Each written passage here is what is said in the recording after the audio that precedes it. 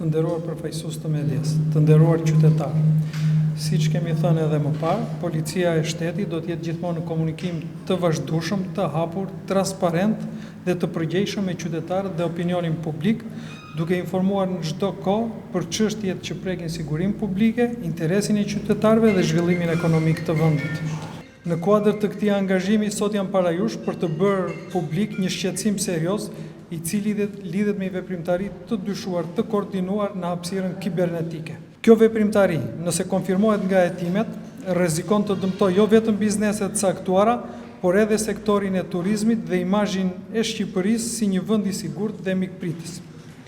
Gjatë ditëve të fundit, strukturat tona të luftës kundër krimeve kibernetike kanë evidentuar një aktivitet të dyshuar të koordinuar në platformat online, i cili konsiston në publikimin masiv të vlerësimeve, review dhe komenteve negative ndaj hoteleve, restoranteve dhe subjekteve të tjera që ushtrojnë aktivitet në sektorin e turizmit në Shqipëri. Nga veprimet e para verifikuese, administrimi i kallëzimeve dhe analizave të dhëna të siguruara deri në këtë fazë, rezultojnë indicie për ekzistencën e një rrjeti llogarish që kanë vepruar në mënyrë të sinkronizuar në platforma ndërkombëtare të vlerësimit të hoteleve, restoranteve, resorteve dhe destinacioneve turistike. Brenda një periudhe të shkurtër kohore, këto llogarit dyshohet se kanë publikuar në masë komente dhe vlerësime negative, me qëllim krijimin e një perceptimi të rrem dhe dëmtimin artificial të reputacionit online të bizneseve shqiptare. Nga analiza fillestare rezulton se mbi 10.000 llogari në rrjete sociale me modele aktiviteti të dyshimt, të cilat janë aktualisht objekt verifikimi nga strukturat e specializuara të policisë shtetit. Konkretisht, një pjesë e konsiderueshme e llogarive dyshohet se janë krijuar rishtas dhe janë përdorur në funksion të kësaj veprimtarie, por ka dhe llogari me profile të rregullta të sakta, të cilat janë identifikuar nga ana jonë dhe po vijojnë veprimet hetimore. Janë evidentuar raste ku e njëjta llogari ka publikuar brenda një kohe shumë të shkurtër vlerësime negative për bizneset të ndryshme në qytete Tiranë, Durrës, Vlorë, Sarandë, Elbasan, Shkodër dhe Korçë. Sinkronizimi kohor, ngjashmëria e përmbajtjes dhe mënyra e shpërndarjes së aktivitetit përbëjnë tregues kyç që po analizohen nga grupi hetimor për të përcaktuar nëse kemi të bëjmë me veprimtari të organizuar. Një aktivitet i tillë, nëse provohet se është i qëllimshëm, nuk cënon vetëm interesat e bizneseve të prekura, por prek dhe konkurrencën e ndershme, besimin e konsumatorëve dhe perceptimin e Shqipërisë si një destinacion turistik i sigurt. Turizmi është një sektor strategjik i ekonomisë kombëtare dhe një aset i rëndësishëm i imazhit ndërkombëtar të vendit tonë. Prandaj, çdo përpjekje organizuar për të manipuluar perceptimin publik, për të dëmtuar bizneset tona apo për të cënuar interesin ekonomik të vendit, do të trajtohen me prioritet maksimal nga policia e shtetit. Në këtë kuadër, kam urdhëruar strukturat e specializuara, veçanërisht ato të hetimit krimit kibernetik, që të vijojnë me intensitet të lartë veprimet procedurale për identifikimin e autorëve dhe personave që qëndrojnë pas kësaj veprimtarie, gjurmimin e infrastrukturës teknike të përdorur, analizimin e lidhjeve ndërmjet llogarive, evidentimin e mënyrës së organizimit, sigurimin dhe administrimin e provave digjitale, si dhe në bashkëpunim me platformat online dhe partnerët ndërkombëtar në përputhje me legjislacionin fuqi. Materialet procedurale për këtë rast do t'i referohen prokurorisë rrethit gjyqësor, pasi nga të dhënat e administruara ekzistojnë dyshime për element të veprave penale në fushën e krimeve kompjuterike si dhe dëmtim të interesave ekonomike dhe reputacionit tyre. Dua të bëj të qartë se çdo person që do të rezultojë i përfshirë në këtë aktivitet kundralishëm, pavarësisht vendodhjes së tij, do të përballet me forcën e ligjit. Në emër të policisë shtetit, ju bëj thirrje administratorëve të hoteleve, restoranteve apo subjekteve tjera turistike dhe tregtare që kanë konstatuar raste të ngjashme, të paraqesin kallëzim pranë strukturave tona të hetimit krimit kibernetik dhe të ruajnë çdo provë materiale elektronike që mund t'i shërbejë hetimit. Të nderuar qytetarë, dua të theksoj se krahas këtij hetimi specifik, policia e shtetit ka vijuar me intensitet të plot dhe të lartë zbatimin e planit të masave për sezonin turistik dhe garantimin e tij në të gjithë vendin. Strukturat tona janë në terren çdo ditë për parandalimin dhe goditjen e kriminalitetit në të gjitha format e tij. Parandalimin dhe zgjidhjen e konflikteve, luftën kundër narkotikëve, trafiqeve të palishme, identifikimin dhe arrestimin e autorëve të zjarreve, parandalimin e kultivimit të kanabisit dhe shpërndarjes drogave, kapjen e personave në kërkim kombëtar dhe ndërkombëtar, goditjen e krimeve disore, lojrave të fatit dhe armbajtjes pa leje dhe krimeve të tjera ndërkufitare. Një prioritet i rëndësishëm është rritja e sigurisë rrugore përmes monitorimeve të shumta në akset kryesore dhe zona turistike, duke përdorur mjente inteligjente dhe dron, me qëllim parandalimin e aksidenteve dhe garantimin e një qarkullimi sa më të sigurt dhe të rrjedhshëm pavarësisht fluksit gjithnjë në rritje. Po ashtu, policia kufitare, njësia policore detare dhe policia alpine janë në gatishmëri të plotë për të shkuar në ndihmë qytetarëve dhe turistëve, duke ofruar asistencë, orientim dhe ndërhyrje të menjëhershme në çdo rast nevoje, qoftë në zonat e thella malore ashtu dhe në hapësirën detare. Çdo strukturë e policisë shtetit është në shërbim qytetarëve dhe vizitorëve 24/24, me një objektiv të vetëm, që çdo qytetar dhe turist të ndihet i sigurt në Republikën e Shqipërisë. Shqipëria është një vend i sigurt dhe mikpritës. Ne do të vjojmë të përmbushim me vendosmëri detyrën tonë kushtetuese për mbrojtjen e jetës, pronës, rendit publik dhe interesit të vendit në bashkëpunim të ngushtë me qytetarët, bizneset, institucionet dhe partnerët tonë ndërkombëtar. Ju faleminderit dhe i hapur për pyetjet që do bëni. Gjatë 24 orëve të fundit nga mediat e Maqedonisë Veriut ka patur raportime për pendimin e disa personave të kalimit të tyre në kufi, në kufirin e ne, të cilët kanë qenë në shoqërinë edhe të disa deputetëve të partive politike, pra shqiptar, në Maqedoninë e Veriut. Ka patur ndonjë bazë nga ana juaj apo si që në vërtetë? Faleminderit për pyetjen. Policia e shtetit dhe policia kufitare është garanti zbatimit të ligjit dhe për këtë arsye dije në pikën kufitare të qaftanës janë paraqitur 4 shtetas me qëllim për të kaluar në kufi. 3 prej tyre dispononin edhe pasaporta diplomatike dhe u është bërë me dije që ata mund vazhdonin udhëtimin dhe të ecin, por një person i shoqëruar së bashku me ta, i cili kishte pengesa të lishme në kufi, nuk ka mundur të udhëtojë drejt Republikës së Shqipërisë. Në këtë kuadër, të 4 personat nuk kanë pranuar që të vazhdojnë, pra dhe 3 tjerë nuk kanë pranuar të vazhdojnë udhëtimin dhe janë kthyer për në Maqedoninë e Veriut. Prandaj nuk është rast që është i veçuar apo izoluar, kjo është puna përditje e policisë kufitare. Ne zakonisht mesatarisht në gjatë vitit 2025 kemi kthyer dhe persona tjerë në 625 raste. Edhe gjatë këtij 6 mujorit parë kemi të evidentuar dhe të kthyer persona në 425 raste të tjera, kështu që kjo është një punë e përditshme dhe nuk ka ndonjë vend për panik apo të thuash që policia nuk ka qenë prezent dhe për të kryer detyrën e saj. Dita të qarkulluar një video ku përruaj një ere në shtetin e Veriut. Sa i takon kësaj video të rëndë ndikuar gjërësisht në rrjet, ka një jetim nga ana e policisë se si ka rritur kjo video dhe realisht se çfarë ka ndodhur me jetimin pavarësisht një njoftim zyrtar që ka pasur nga drejtoria vendore.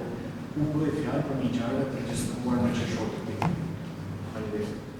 Faleminderit edhe juve për pyetjen. Kjo video që është transmetuar në rrjetet sociale dhe në platformat e tjera është vërtet një video e rëndë ku shihen disa të mitura që kryenin veprime dhunshme ndaj një personi tjetër dhe për këtë arsye që në datë 9 qershor policia ka kryer veprimet procedurale dhe ka referuar rastin në prokurori.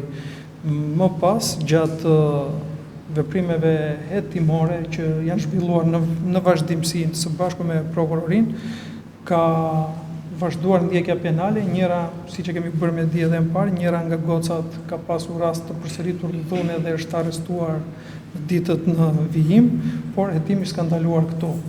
Me hetimin ka rezultuar i përfshirë edhe një punonjës policie më vonë, për të cilën e kemi marrë masën e pezullimit nga detyra, masën e përjashtimit, po sot, ditën e sotme kemi marrë këtë masë për oficerin e policisë të përfshirë në veprime të pahishme për një punonjës policie dhe për këtë arsye kemi bërë përjashtimin e tij. Hetimet vazhdojnë dhe ne do marrim gjithë masat e nevojshme në bashkëpunim me prokurorinë në vazhdimsi. Si të parë në Zambus, drejtor, si të konë protestës, vëndë për përballat për paktën 20 ditësh me protesta masive përpara kryeministrisë, duke mosuar të protesta drejt e qytetarëve, por tek akti të dhunës. Disa persona gjatë protestës, të cilët drejtojnë në thirrje kërcënuese, jo vetëm të deputetëve të Kuvendit të Shqipërisë, por të zyrtarëve të lartë të shtetit. Janë marrë masa sa i takon personave janë identifikuar dhe cilat janë vendimet e policisë dhe këto persona të cilat vrapojnë ose kanë kryer akte të mëna ose bëjnë thirrje për akte të mëna. Faleminderit edhe një herë. Patjetër që policia e shtetit pothuajse për çdo rast të evidentuar bën qyrjen apo pamjeve filmike të gjithë rrjeteve sociale ku shfaqen këto veprime të dhunshme që kryen ndaj institucioneve shtetërore apo ndaj personaliteteve të tjera dhe për gjithë rastet ne kemi referuar materialet në prokurori dhe vazhdojnë hetimet së bashku me prokurorinë në këtë drejtim. Do vazhdojmë sërish të bëjmë të njëjtat veprime që kemi bërë deri më sot, pasi jemi në përputhje me ligjin dhe me gjithë procedurat tona standarde.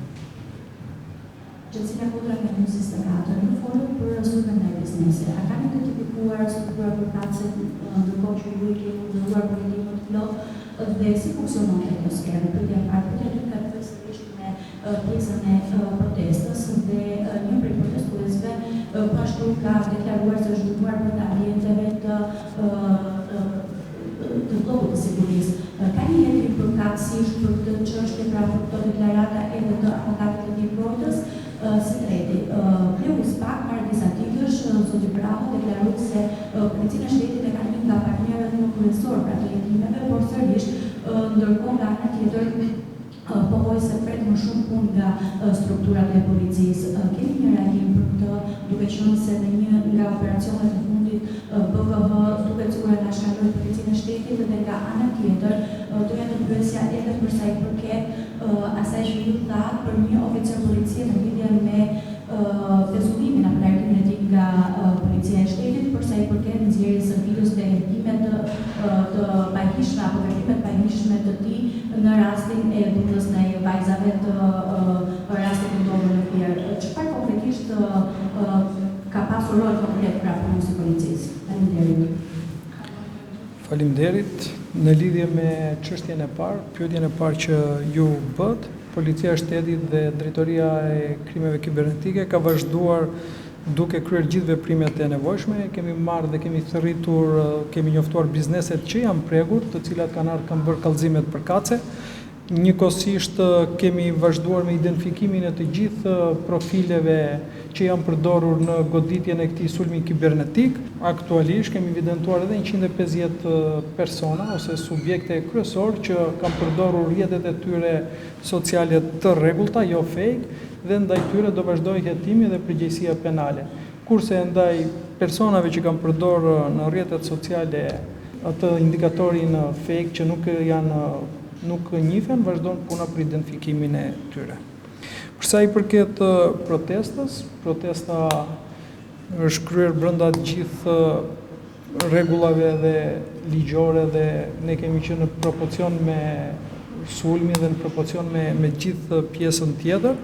Ka një hetim të nisur ndoshta nga MP-ja verifikus në lidhje me pretendimet që kanë personat që policia ka ushtruar dhunë, por në asnjë moment policia nuk ka ushtruar dhunë ndaj tyre, si në bllokun e sigurisë apo dhe gjatë momenteve që kanë qenë shoqëruar në komisariatet përkatëse. Pyetja tjetër ishte me oficerin e policisë, që është i përfshirë në ngjarjen e Fierit. Ky nuk është se është evidentuar që ka nxjerr videon ose e ka bërë publike për mediat, por pezullimi i tij është urdhëruar për shkelje të standardit dhe të cënimit të rënd të figurës që ka bërë punojësi i policisë në krye detyrës, pasi ka hyrë në një marrëdhënie të panevojshme me vajzat që kanë kryer këtë veprim të kundërligjshëm ndaj të miturës tjetër. Përsa i përket pyetjes që Spaku nuk krijon më hetime ose operacione të përbashkëta, kjo s'është e vërtetë. Edhe në atë operacion Policia e Shtetit ka qenë prezent aty duke kryer një sër veprimesh, por ata kanë të gjithë atributin ligjor, të drejtën ligjore si oficer policisë gjyqësore, si hetues të BK-s, që të kryejnë veprime edhe vetë në terren. Kështu që s'ka vend për aludim, kjo ka qenë zgjedhja që ata kanë menduar, e kanë bërë vetë, por ne vazhdojmë dita ditës, të jemi prezent me operacionet tona policore, ku edhe sot kemi pasur 3 raste të mbajtjeve pa leje, persona në kërkim të kapur pothuajse për ditë, dhe kjo është vetëm një aludim ose një amëndësim që ndodh. Faleminderit. Sono dhe më raportore. Zoti Rita ju përmendët mësim të koordinuar për bizneset. Megjithatë, në hapësirën online dhe biznesit ka edhe profile të tjera që merren me histori personale, pra të individëve të caktuar në rrjete të ndryshme sociale që denigrohen aq besoj që ka pasur edhe raste fatale në qoftë edhe në veprasë. Po bëhet një gjë të drejtim, ka ndonjë fokus Policia e Shtetit për bashkëpunimin me rrjetet sociale apo identifikimin e rasteve të tjera? Patjetër që ne për gjithë kapacitetet që kemi, mbikëqyrim dhe shikojmë gjithë rrjetet sociale të cilat ku fëmijë të mitur bullizohen apo kryejnë edhe vepra penale në rrjetet sociale dhe të gjitha rastet referohen dhe ndiqen në mënyrë të vazhdueshme në prokurori. Edhe sot, që ditës sot me paradite, unë kam pas një takim me përfaqësues të kompanisë TikTok, me të cilët kemi ndarë këto shqetësime, kemi ndarë mënyrën se si ne duhet të parandalojmë këto veprime dhe mos të presim momentin kur këto ndodhin apo bëhen në rrjetet sociale dhe ndodh vepra penale dhe ne pastaj të reagojmë. Prandaj jemi në bashkëpunim të vazhdueshëm me të gjithë platformat më kryesore që përdoren kryesisht si TikTok apo Meta, Facebook e Instagram dhe vazhdon ndjekja e të gjithë këtyre problematikave. Faleminderit dhe punë mbarë.